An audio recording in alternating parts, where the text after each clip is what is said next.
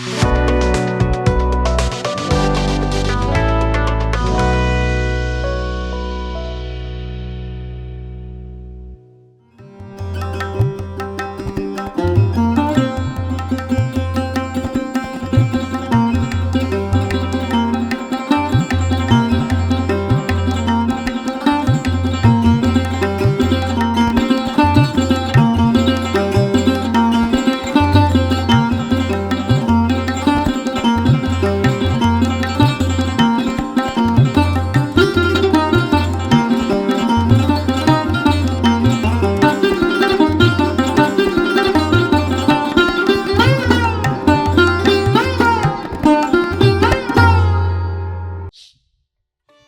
जीशु ख्रीष्ट अति बहुमूल्य नाम संपर्क इंडिया द्वारा प्रस्तुत कार्यक्रम नुआ सकाल आशार आज अध्याय में आपको स्वागत जनाए।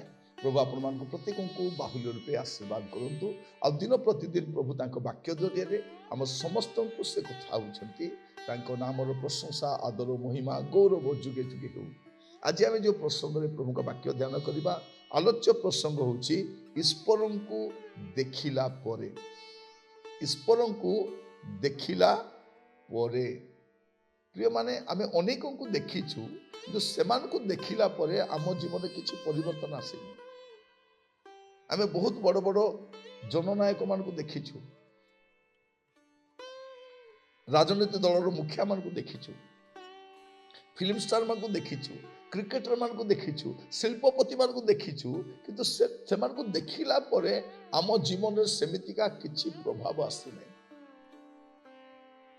ईश्वर को देखिला परे मो बाइबल रो किछि लोक कथा कहबा पई चाहे सेमान को प्रतिक्रिया केमती थी, से कौन प्रकाश करुछन जदर प्रभुकर सानिध्य लाभ कले, प्रभुकर उपस्थिति को गले, प्रभुकर प्रेजेंस पाइला परे से माने कौन प्रतिक्रिया दउछन। आपण देखिबे जिसाई भविष्यत वक्ता को पुस्तक तार 6 अध्याय तार 3 पद आउ से माने परस्पर डाकी कहिले सन्याधिपति सदाप्रभु धर्ममय धर्ममय धर्ममय समुदाय पृथ्वी ताहांको महिमारे परिपूर्ण। एटा में देखुछु जतेबेले सराफगण से माने ए घोषणा करुछंती जे सन्याधिपति सदाप्रभु धर्ममय धर्ममय धर्ममय समुदाय पृथ्वी ताहांको महिमारे परिपूर्ण। एटा जतेबेले जिसाई भविष्यत वक्ता शुणुछंती से कौन कहउछंती सुनिला परे प्रभु को सानिध्य लाभ कला परे से 5 पदर गोटे कथा कहउछन। तेबे मु कहिली हाय हाय मु नष्ट हेली कारण मु असुचि अष्टादर विशिष्ट मनुष्य और मु असुचि अष्टादर विशिष्ट गोष्ठी मध्य बास करुअछि तथापि मोर चक्षु सन्याधिपति सदाप्रभु राजा को देखी अच्छी। से कौन कहते जे मु प्रभु को देखी से हाय हाय मु विनष्ट हेली। जड़े राजकीय भविष्यत वक्ता जे उसियो राजांकर द्वारा जत्न निया जाउथिले जे तांकर सहित से रहुथिले से राजाटा मरी गले, से चली गले। आउ से सदाप्रभु को उच्च उन्नत सिंहासन देखुछंती। आउ देखिला परे ते कौन कहउछंती प्रथम पदरे उसियो राजा मृत्यु हेबा वर्ष मु प्रभु को एक उच्च और उन्नत सिंहासन रे बसी उपविष्ट देखिली। आ जब से देखिले से कहउछंती हाय हाय मु नष्ट हेली एनु मु सदा प्रभु परमेश्वर से राजा को मु देखि अछि। एइटा प्रिय माने प्रभु को देखिला परे जने भाववादी हेले मध्य से प्रभुंकर प्रकाशन पाइबे निजर दुर्बलता को जानी पाइबे, गर्व करिबे नै। से नम्रता सहित कहिबे जे मु सन्याधिपति सदाप्रभु राजा को देखिछि हाय हाय मु विनष्ट हेली। एइटा तांकर प्रतिक्रिया थिला, एइटा तांकर प्रतिक्रिया थिला। आज आमाने जो माने फुटाणी मारुछु ख्रिस्टियन परिवार जन्म होई मंडली रही सेवा कार्य करी आमे जो फुटाणी मारुछु कारण आमाने आम समय समसामयिक सेवक मान को देखीचु, कौन से गोटे भाववादी को देखीचु, गोटे धनी प्रचारक को देखीचु। ଆଉ ଆମେ ସେମାନଙ୍କୁ ଦେଖି ଭାବୁଛୁ ଏମାନେ କେଡ଼େ ମହାନ। ଯେତେବେଳେ ଆପଣ ପରମେଶ୍ୱରକୁ ଦେଖିବେ ସେଇ ସମୟରେ ଆପଣ କେତେ ଦୁର୍ବଳ ଅଟନ୍ତି, ଆପଣ କିଛି ନୁହନ୍ତି ତାହା ଆପଣ ବୁଝିପାରିବେ। ଯିଶାୟ କଣ କହୁଛନ୍ତି? ହାୟ ହାୟ ମୁଁ ନଷ୍ଟ ହେଲି, କାରଣ ମୁଁ ସଦାପ୍ରଭୁଙ୍କୁ ଦେଖିଅଛି। ଆପଣ ଦେଖିବେ ଆଇବଙ୍କ କଥା ଦେଖନ୍ତୁ। ପୁରାତନ ନିୟମର ଜଣେ ସାଧୁ ସେ କଣ କହୁଛନ୍ତି? ଆଇବ ତାର 42 ପର୍ବ 5 ପଦ 6 ପଦ। ମୁଁ କର୍ଣ୍ଣରେ ତୁମ ବିଷୟ ଶୁଣିଥିଲି, ମାତ୍ର ଏବେ ମୋର ଚକ୍ଷୁ ତୁମକୁ ଦେଖୁଅଛି। ଏ ହେତୁ ମୁଁ ଆପଣାକୁ ଘୃଣା କରୁଅଛି, ପୁଣି ଧୂଳି ଓ ଭସ୍ମରେ ବସି ଅନୁତାପ କରୁଅଛି। କିଏ ପ୍ରିୟ ଭାଇ ଭଉଣୀ ମାନେ? ଆଇବ ଜଣେ ପୁରାତନ ନିୟମର ସାଧୁ ବ୍ୟକ୍ତି। ତାଙ୍କ ବିଷୟରେ ଆଇବ ପୁସ୍ତକର ପ୍ରଥମରେ ଲେଖାଯାଏ, ଉଷ ଦେଶରେ ଆଇବ ନାମକ ଏକ ବ୍ୟକ୍ତି ଥିଲା। ଆଉ ସେଇ ମନୁଷ୍ୟ ସିଦ୍ଧ, ସରଳ, ପରମେଶ୍ୱର ଭୟକାରୀ, କୁକ୍ରିୟା ତ୍ୟାଗୀ ଥିଲା। ଅଲରେଡି ଥିଲା, ସେ ସିଦ୍ଧ ଥିଲା, ସରଳ ଥିଲା, ପରମେଶ୍ୱର ଭୟକାରୀ, କୁକ୍ରିୟା ତ୍ୟାଗୀ ଥିଲା। କିନ୍ତୁ ଏ ପ୍ରକାର ବ୍ୟକ୍ତି ମଧ୍ୟ ସେ ଶୁଣିଥିଲା, ପରମେଶ୍ୱରଙ୍କ ବିଷୟ ଶୁଣିଥିଲା। କିନ୍ତୁ ଯେତେବେଳେ ସେ ଜାଣିଲେ, ସେ କହୁଛନ୍ତି ମୁଁ କର୍ଣ୍ଣରେ ତୁମ ବିଷୟ ଶୁଣିଥିଲି, ମାତ୍ର ଏବେ ମୋର ଚକ୍ଷୁ ତୁମକୁ ଦେଖୁଅଛି। ଏ ହେତୁ ମୁଁ ଆପଣଙ୍କୁ ଘୃଣା କରୁଅଛି, ପୁଣି ଧୂଳି ଓ ଭସ୍ମରେ ବସି ଅନୁତାପ କରୁଅଛି। ପ୍ରିୟମାନେ, ସେଇଟା ଆଜିକାଲି ଦେଖାଯାଉନାହିଁ ମଣ୍ଡଳୀରେ। ମଣ୍ଡଳୀରେ ଗର୍ବ ଦେଖାଯାଉଛି, ଅହଙ୍କାର ଦେଖାଯାଉଛି, ହୁଙ୍କାର ଦେଖାଯାଉଛି। ଆଉ ଆପଣ ଦେଖିବେ ପୁଲପିଟ ଗୁଡାକରେ ବା ସଭା ସମିତିରେ ପ୍ରଭୁଙ୍କର ଦାସମାନଙ୍କୁ ଦେଖିବେ, ସେମାନଙ୍କ ଗର୍ବ କହିଲେ ନ ସରେ। ସେମାନେ ଭାବୁଛନ୍ତି ମୁଁ ପ୍ରଭୁ ବୋଲିଲା ଭଳିଆ। ତାଙ୍କର ଚାଲିବା, ତାଙ୍କର ବୋଲିବା, ତାଙ୍କର ବସିବାର ଠାଣିକୁ ଦେଖିଲେ ଜାଣିବେ ଯେ କୋଉ କାମକୁ ନଥିଲୁ ଆମେ। ପ୍ରଭୁ ଆଜି ଆମକୁ ଉଠେଇଛନ୍ତି, ଗୋଟେ ରାଜକୀୟ ସେବା କାର୍ଯ୍ୟ ଦେଇଛନ୍ତି। ଆମେ ରାଜା ନଉ, ସେ ରାଜା ଅଟନ୍ତି। ଆମେ ତ ଧୂଳି, we are nothing, absolutely nothing। ସେ ହିଁ ସବୁ କିଛି ଅଟନ୍ତି। ତ ପ୍ରଭୁ ଆମକୁ ସେବା ଦେଲା ପରେ, ସମ୍ମାନ ଦେଲା ପରେ, ଆମକୁ ଗୋଟେ ସ୍ତରକୁ ଆଣିଲା ପରେ ଆମେ ଭାବି ନ ବସୁ ଆମେ ପ୍ରଭୁ ବୋଲିକି। ଆପଣ ମଣ୍ଡଳୀର ସେବାରେ ଥାଇପାରନ୍ତି, ଆନୁଷ୍ଠାନିକ ସେବାରେ ଥାଇପାରନ୍ତି, ବା ବ୍ୟକ୍ତିଗତ ଭାବରେ ସେବା କରୁଥାଇପାରନ୍ତି। ଆପଣ ମନେ ରଖିଥାନ୍ତୁ, ଆପଣ କିଛି ନୁହନ୍ତି। ଏ ଯୋଉ ଗର୍ବ, ଏ ଅହଙ୍କାର ଏଇଥିପାଇଁ ଆସୁଛି, ଆମେ ପରମେଶ୍ୱରଙ୍କୁ ଦେଖିନାହୁଁ। ଯଦି ପରମେଶ୍ୱରକୁ ଥରେ ଦେଖିଥାନ୍ତୁ, ତାପରେ ଆମେ ଜାଣିଥାନ୍ତୁ ଆମର ଔକାତ କଣ। ଖପରା ଠାରୁ ହୀନ ଆମେ, ଧୂଳି ଧୂଳି ଆମର କଣ? ପରମେଶ୍ୱରଙ୍କୁ ନ ଦେଖିବା ପର୍ଯ୍ୟନ୍ତ ଏ ଗର୍ବ ଫୁଟାଣି ଥାଏ। ପ୍ରିୟମାନେ, ଯେଉଁମାନେ ପ୍ରଭୁ ଯୀଶୁଙ୍କୁ ଦେଖିବେ, ଆପଣ ଦେଖିବେ ସାଉଲ, ଯାହାକୁ ଆମେ ପାଉଲ ବୋଲି କହୁ, ପ୍ରଭୁ ଯୀଶୁଙ୍କୁ ନ ଦେଖିବା ପର୍ଯ୍ୟନ୍ତ କେତେ ତାଙ୍କର ଗର୍ବ, କେତେ ଫୁଟାଣି। ଦମେଶକ ପଥରେ ଯେତେବେଳେ ମୁହଁ ମାରି ପଡ଼ିଲେ, ସେ ଆପଣ ବାଇବଲରେ ଦେଖିବେ ଯେତେ ଲୋକ ପଡ଼ିଛନ୍ତି ସବୁ ମୁହଁ ମାରି ପଡ଼ିଛନ୍ତି।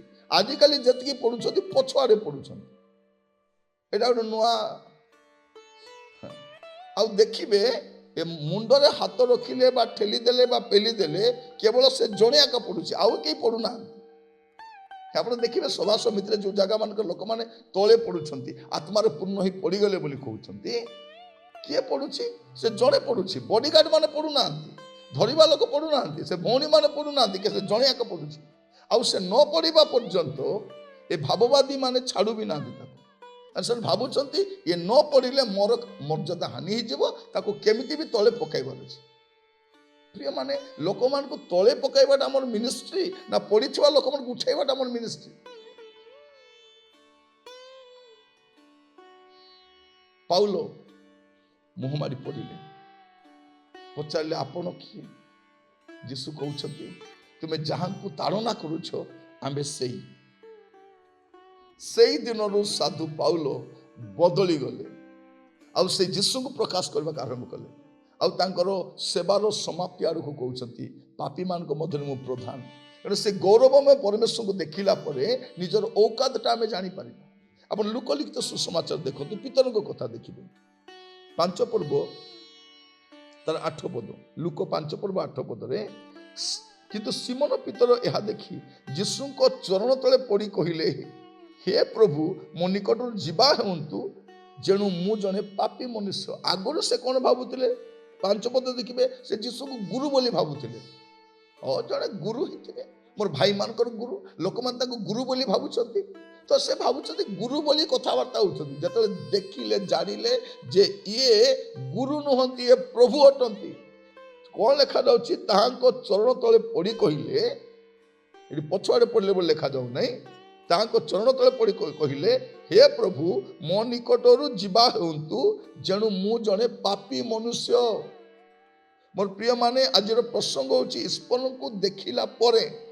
ତେଣୁ ଆପଣମାନେ ଯେତେବେଳେ ପ୍ରାର୍ଥନାରେ ବସନ୍ତି, ସଭା ସମିତିକୁ ଯାଆନ୍ତି, ଚର୍ଚ୍ଚକୁ ଯାଆନ୍ତି, ଆପଣ ମନୁଷ୍ୟକୁ ଦେଖିବାକୁ ଯାଉଛନ୍ତି। ଯଦି ପ୍ରଭୁଙ୍କର ସାନ୍ନିଧ୍ୟ ଲାଭ କରିବେ, ଆପଣ ଅଶ୍ରୁପାତ ସହିତ ପରିବର୍ତ୍ତିତ ହୋଇ ଆସିବେ।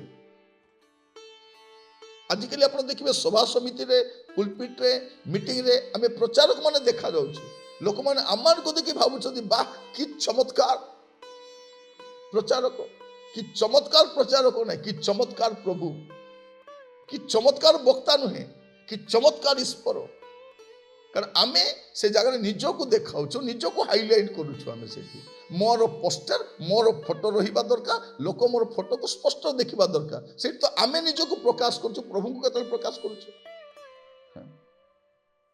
ପ୍ରିୟ ଭାଇ ଭଉଣୀ ମାନେ, ଆମେ ଯୀଶୁଙ୍କ ପାଇଁ ବଞ୍ଚୁନାହୁଁ, ଯୀଶୁଙ୍କ ନାଁ ନେଇ ବଞ୍ଚୁଛୁ। ଆମେ ଏଇଟା ଆମର ବ୍ୟବସାୟ ହେଇଯାଇଛି, ଏଇଟା ଆମର ଜୀବିକା ହେଇଯାଇଛି, ଜୀବନ ହେବାର ଥିଲା।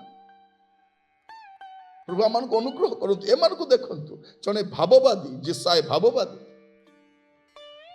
ପ୍ରଭୁଙ୍କୁ ଦେଖିଲା ପରେ କହୁଛନ୍ତି, ହାୟ ହାୟ ମୁଁ ନଷ୍ଟ ହେଲି। ପୁରାତନ ନିୟମର ଜଣେ ସାଧୁ, ସେ କହୁଛନ୍ତି, ମୁଁ ଧୂଳି ଭସ୍ମରେ ବସ ଅନୁତାପ କରୁଛି।